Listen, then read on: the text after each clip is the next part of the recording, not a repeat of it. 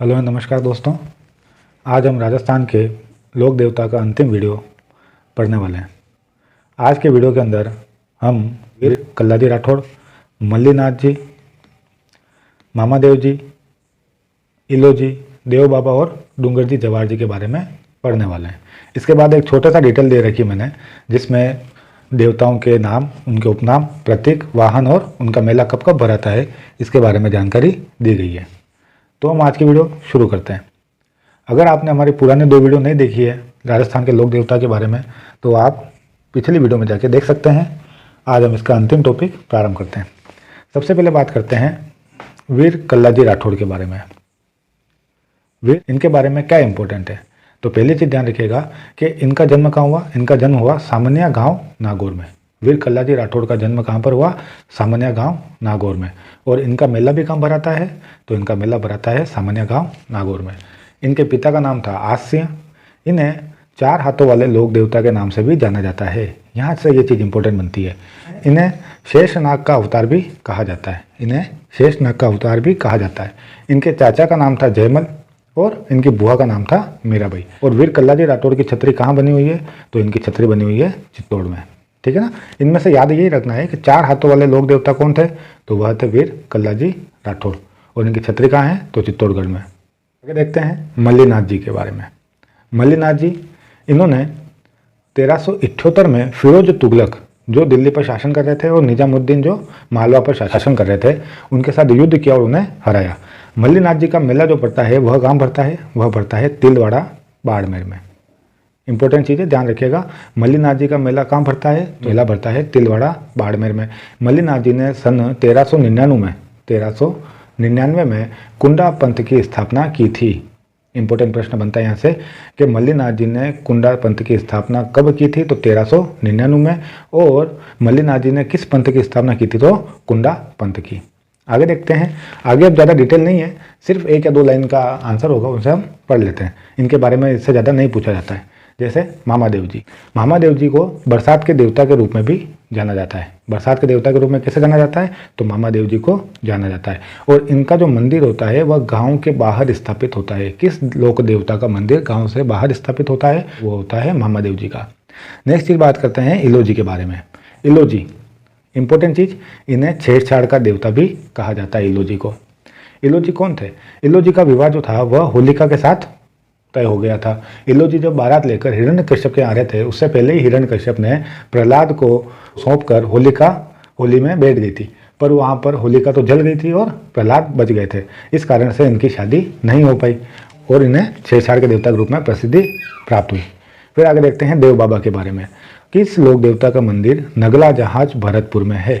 तो देव बाबा का जो मंदिर है वह है नगला जहाज भरतपुर में। और इन्हें पशु चिकित्सक देवता के रूप में भी जाना जाता है।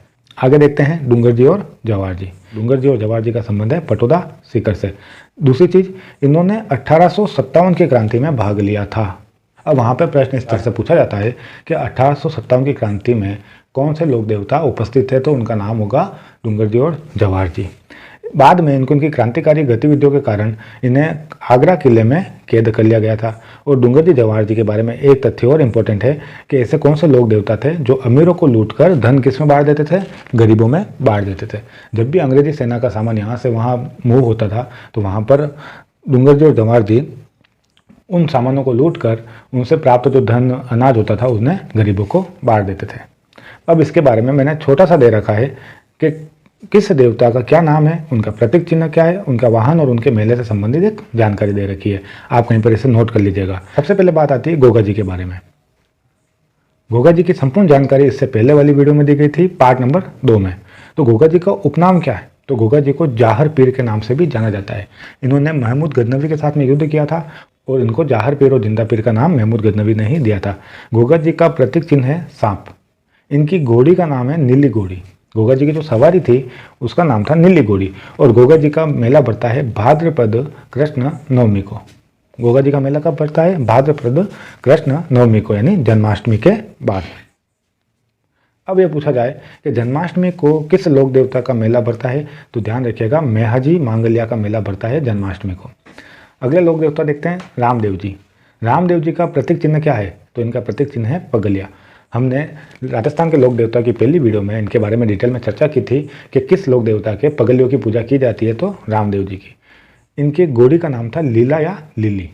और रामदेव जी का मेला कब बढ़ता है, तो इनका मेला बढ़ता है भाद्रपद शुक्ल दूज से 11 तक।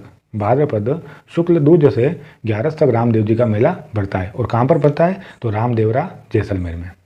अगले लोक देवता जी के बारे में बात कर देते हैं, पाबू जी, जिन्हें ऊँटों के देवता के रूप में भी जाना जाता है। इनका प्रतीक चिन्ह है भाला लिए अश्वारोही। पाबू जी का प्रतीक चिन्ह क्या है, भाला लिए अश्वारोही। और इनकी घोड़ी का नाम था केसर कामली। पाबू जी की घोड़ी का नाम क्या था, केसर कामली। और पाबू जी का मेला बढ़ता है चैत्र अमावस्या को। और कहाँ बढ़ता है, कोल्लू फलोदी में। और फलोदी कहाँ आता है, जोधपुर में। अगर पाबू जी से संबंधित संपूर्ण जानकारी चाहिए तो लोक देवता पार्ट नंबर 2 के अंदर उसकी जानकारी दी गई है, और जिसका लिंक आपको डिस्क्रिप्शन में मिल जाएगा। अगले लोक देवता की बात करते हैं, तेजा जी। तेजा जी, जिन्हें काला व बाला के देवता के रूप में भी जाना जाता है। मतलब तेजा जी का दूसरा नाम क्या है, काला और बाला के देवता। इनका प्रतीक चिन्ह क्या है, तो इनका प्रतीक चिन्ह है कमानधारी अश्वारोही। तेजा जी का प्रतीक चिन्ह है कमानधारी अश्वारोही। तेजा जी की घोड़ी का नाम था लीलन। और तेजा जी का मेला बढ़ता है भाद्रपद शुक्ल दशमी को। भाद्रपद शुक्ल दशमी को। और इनका मेला कहाँ पर आता है, परबतसर नागौर में। हम पढ़ के आए हैं कि राजस्थान में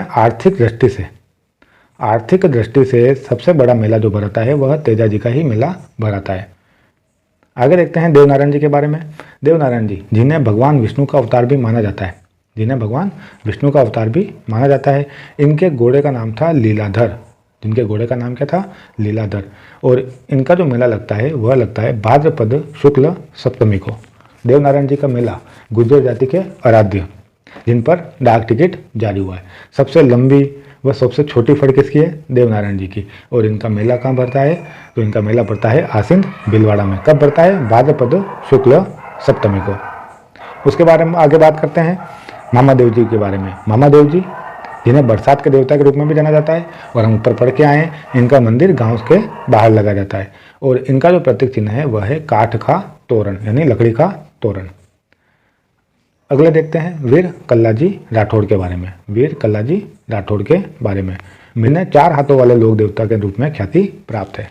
मतलब 4 हाथों वाले लोक देवता किसे कहा जाता है, वीर कल्लाजी राठौड़ को। इन्होंने चित्तौड़ युद्ध में भाग लिया था, अकबर द्वारा आक्रमण किया गया था, और वहीं पर ये वीरगति को प्राप्त हो गए थे।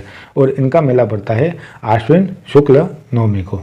तो वीर कल्लाजी राठौड़ का मेला कब पड़ता है, आश्विन शुक्ल नवमी को। तो ओके दोस्तों, आज हमने राजस्थान के लोक देवता के बारे में संपूर्ण जानकारी प्राप्त कर ली है, जिसके अंदर शुरू से लेकर एंड तक जहाँ से भी आपका क्वेश्चन बन सकता है वह सब हमने इसके अंदर दिया है। अगली जो वीडियो आएगी वो आएगी राजस्थान के लोक देवता के वन लाइनर के बारे में, और उसके बाद इसकी आएगी एक MCQ, है ना। तो आप अगर देख रहे हैं वीडियो तो उसमें भी ज़रूर देखिएगा, और अगर पुरानी कुछ जानकारी चाहिए तो पिछली वीडियो में जाके देख सकते हैं। ओके दोस्तों, धन्यवाद।